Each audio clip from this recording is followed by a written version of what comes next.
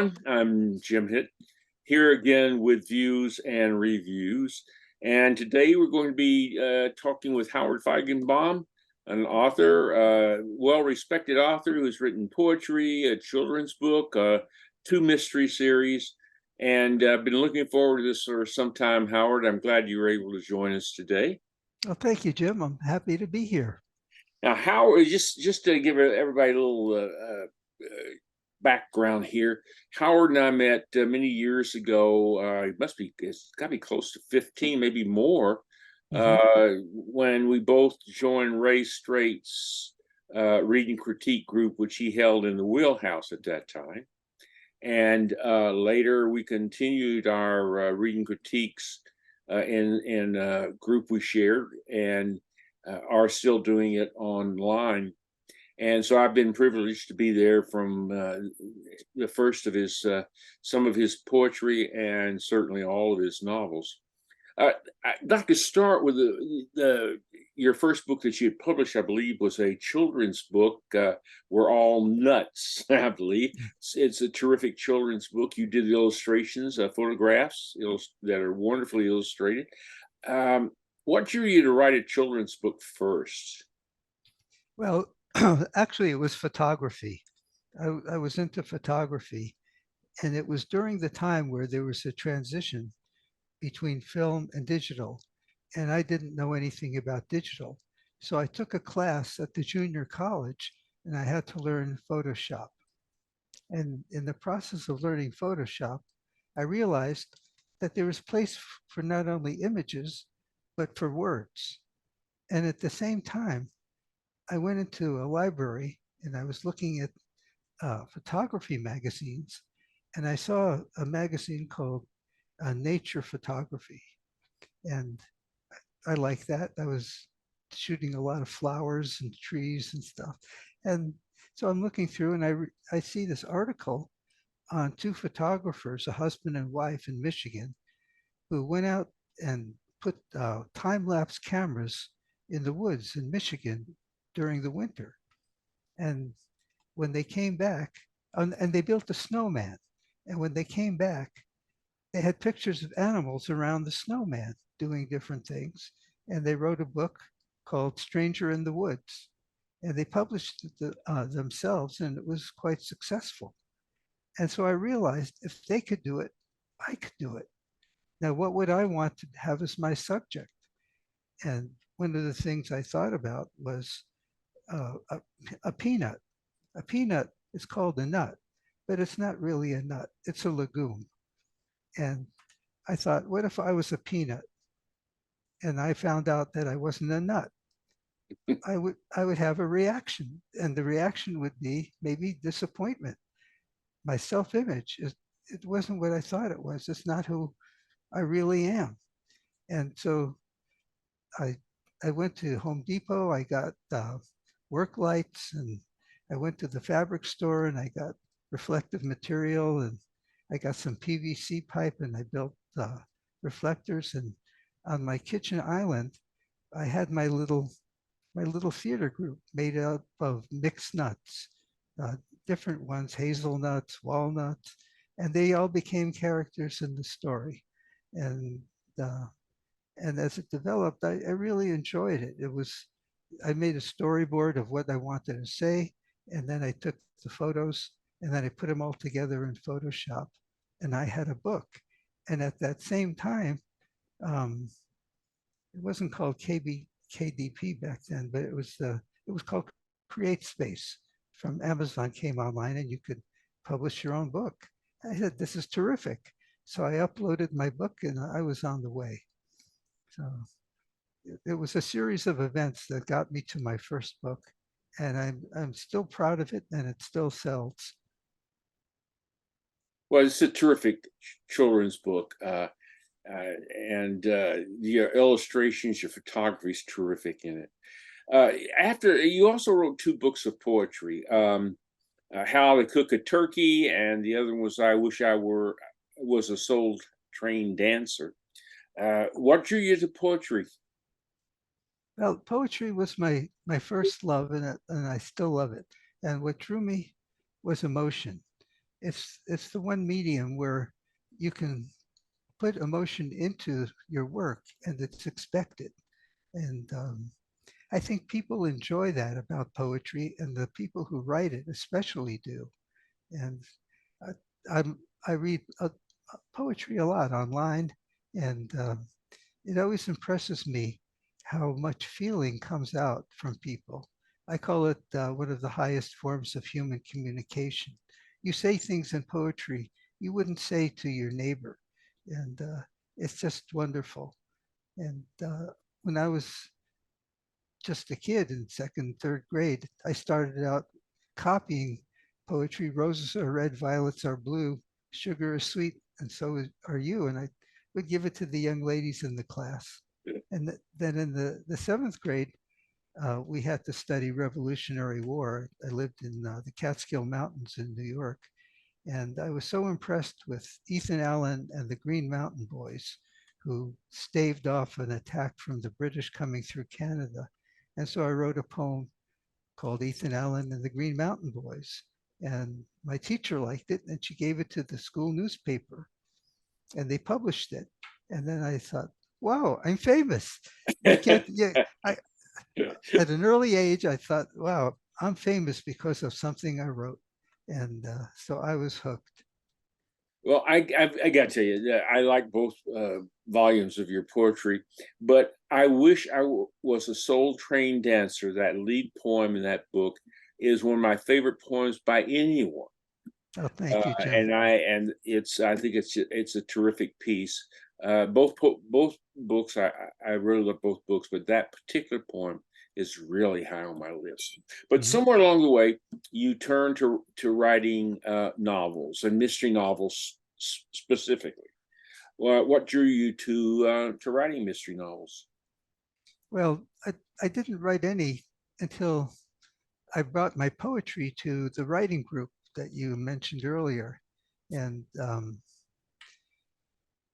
I realized, when I read my poems, it only took like at the most 5 minutes, not just to read it, but also to get the critiques. And everybody else who brought a chapter of a novel, they got a half hour. And I felt the imbalance. And after a while, I, I left the group. I said, maybe a poet doesn't belong in a group about novels. So, but you graciously invited me to return after my hiatus. And I told you that if I'm coming back, I'm going to write a novel also. I want my half hour. And I've always enjoyed Sherlock Holmes, Arthur Conan Doyle's books. I read them voraciously. James Bond and Ian Fleming. I loved all of those. And so the the mystery, the action uh, was always a favorite. And so I said, well, I'm going to write a novel, and I did. Yes, you did. You certainly did. Your first book is Benny Goldfarb Private Eye. Tell us something about Benny and how you came to create him. Well, I wanted a book that was specifically about a Jewish character. And with a name like Benny Goldfarb, you're not going to mistake him for being Irish. It, it's a it's it's something that as a Jew, I always wondered, why don't I see more characters in as lead characters in novels or even in the movies that have long Jewish last names like mine. And so I said, well, I'm going to write a book, and the character's going to have a long Jewish last name, but he's going to be an action adventure hero. And so I started writing Benny Goldfarb Private Eye. And I wrote him with all the qualities I thought an action adventure hero should have. The only difference was his moral compass. He was guided by his faith in what he did, and specifically the Ten Commandments. So, if James Bond were propositioned by a woman, he might just accept. But Benny, if he's going with somebody, with a lady, he doesn't. And he attributes it to the seventh commandment. He didn't want to be unfaithful. So that was that was the character that I wanted to see written, and so I wrote it, and um, and it gratified me. At least I know there's one series of books, a trilogy, about a Jewish action adventure hero. Yeah, actually, there's if you look at American literature, there are very few Jewish writers prior to World War II. There are few. Hmm. Daniel Fuchs, I believe, was one, and but after World War II, there were quite a few. Bernard Malamud comes to mind, and many others. Hmm. Um, Leon but Uris. Leon Uris. Hmm. In the mystery field, it's harder to find. I can't think of very many Jewish detectives from after World War II. For that matter, when my westerns that I've written, I can't think of many Jewish characters in westerns either. Hmm. Yeah, Yet they were there just as African Americans were and so forth, but they've gotten a short shift, it seems to me, in right. And there mystery is a fiction. tendency among Jewish writers to acculturate. They want to be part of the Anglo-American scene. So there, even if you are a Jewish writer, sometimes you write with a more with a non-Jewish name. So yeah, it's as your lead character. You wrote three of the Benny Goldfarb novels, uh, and then you went on to another series, which we're going to talk about in a moment. But do you plan to bring Benny back at any time? Um, not right now. After three books of the same character, I I tire of it a little bit, and if I find myself thinking of some new angle, and in my books, my trilogies, the character, um, especially Benny Goldfarb, it's continuous, where he's going with a young lady. There's a romantic uh, subplot, and he ends up marrying her in in the second or third book. In the second book, in the third book, she's pregnant with twins. So it's a continuous story, but then to go on, it's in that way, it's not like James Bond, where he goes on the you know being the daring adventurer and betting women one after another. My character ends up getting married and settling down, so it's hard to go on. Well, I believe Ian Fleming did marry James Bond off in a book, but then he killed his So wife at the end. So that's he, right. That's right. I, I so so at any rate, your second series concerns a different character altogether, Henry Sampson, and I believe you wrote that under the name of H. Jefferson. Is that right? yeah, H.F. Jefferson. H.F. is my H.F. Jefferson. right. My Pardon initials. me, H. And why? First of all, why did you use a pen name? Because of politics. The book is about a black man. Howard Feigenbaum is not a black man. And the politics of our current society might cause some people to not only not buy the book, but be offended in some way. And I thought, pen names are a tried and true tradition in literature. I'll use a pen name. And I wanted the most sales I could get for my book. I didn't want people to not buy it because of their own views of what's politically correct or not. So I, I chose a pen name. But lately I've been thinking maybe I'll republish it and under my own name. Uh, I know that because women make up like 75% of the reading public, I've often thought of writing under a pseudonym, a female pseudonym, Mm-hmm. and maybe have some luck in that area. But uh, your um, your second book, which is you were just saying quite different in terms of the main character, um, tell some things about Henry. What made you go in that direction, for Mm-hmm. instance? Well, my best friend and also my business colleague, his first name was Henry, and he was a unique man, and one I admired, and one that um, we had a very strong and long friendship, and almost like brothers. and he was a very handsome man, and the women loved him, and he always dressed well, and he had this I don't know, like he was a fisherman, and all the fish lined up to bite on his bait. It was just an amazing thing, and he was a great businessman and confidant, um, and when he died a few years ago, I wanted to memorialize him in some way, and I gave the character in this book a number of his qualities, and my friend, my real friend Henry, the reason he went from woman to woman is because partly because of how handsome he was, and they wanted to know him.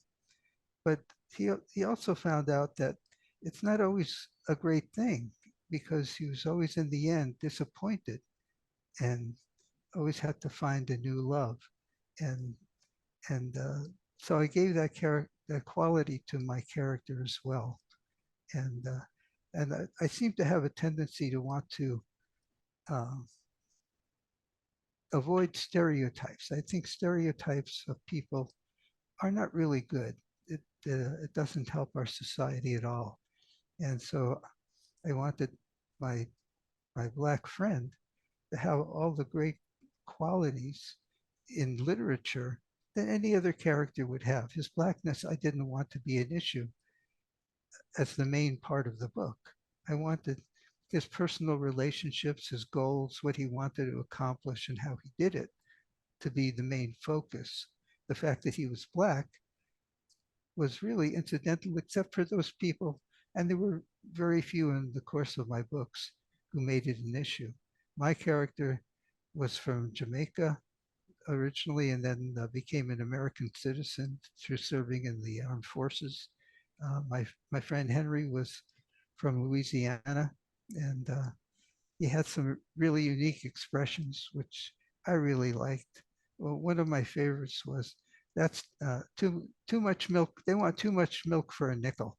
You know, it was like you don't hear that very often. No, no, you don't. Uh, that's really interesting. I met him, of course, at your wedding. Yeah, it goes back quite a few years too, but Mhm. we spent several hours at the table together talking. He was he's from just the few moments I spent with him, he seemed like a terrific man. Mhm. Uh, in the course you're writing your novels, your investigators, Benny and Henry, are kind of globe-trotting individuals, although most of the action seems to center around South America. Mhm. Why South America? Um, that's a geographical area I enjoy. I've been to a number of times, and I love the people. I love the geography of it, uh, the cultures. It's wonderful. It's a place that a lot of Americans don't really get exposed to. You know, a lot of crime novels are set in cities, in major American cities, and I didn't want that. I took my cue from writers I admired, like the Nordhoff and Hull, who wrote the Mutiny on the Bounty series. They went to the South Pacific, and I enjoyed that so much. I read that when I was in the sixth grade, and they took me on the ship and they put me in this foreign land with different people that I never would have been to except for them. And the same thing with James Michener in Hawaii. You know, he followed generations of a family, a Chinese woman who came to Hawaii poor and became a major landowner and very prominent. And it's quite a saga. And I thought, here I am in another place, in another time, in the time of whaling and then modernization. And Michener took me through that continuum and made me appreciate everything that happened and why. And that had a profound effect on me. So when I started writing my books, I thought I'm going to be like Nordhoff and Hull. I'm going to be like James Michener. I'm going to take you where you've never been before and show you things that you haven't seen. And even as far as the not only the geography, but the the wildlife, the food. I wanted you to have a full experience of being in this environment. Everybody knows what New York, Los Angeles, Chicago are like when they read, their novels, but they don't know what it's like to be in Buenos Aires. They don't know what it's like, uh, to be in Bolivia or to be in in Paraguay. You know, especially Paraguay. Who goes to Paraguay? Yeah, you're right. You're right. Butch Cassidy and Sundance Kid, uh, supposedly. At any rate, it's interesting about Mutiny on the Bounty because it's one of my favorite trilogies. All three books, and I think Hawaii is certainly James Michener's best novel. Mhm. And I think any books, certain books influence us more than others. And certainly I can see what you're talking about in how you present the milieu of South America and so forth. It's really quite convincing. Um, let's go this next step. The next question is one I like to ask people as you write your books, you've written them, you've written five of them now. Do you see a certain theme that is consistent from beginning to end in your books? I do, um, and it's one I just mentioned. It's the stereotype and the underdog. Um, I don't like it, so I I I I get it out of the way, and I write about the people, who they are, and they may be people you don't know. They may even be people that you've never considered being friends with, you've never considered liking, but they become my hero, and they become real. They become people who have thoughts and ideas that are important, and in some way, and maybe not the way you're used to, but they're important. And now you should look at them and see them and see how they handle it. It's a it's a mindset, really. I just interesting. For me, I always find that I have a character in my books that seems to start out as a villain, and somewhere along the way we learned enough about him, and in the end, he's not a villain or she's not a villain. Mhm. That there's something about them that makes them a certain way, but they're really not bad people. But people saw them that way. Mhm. Okay,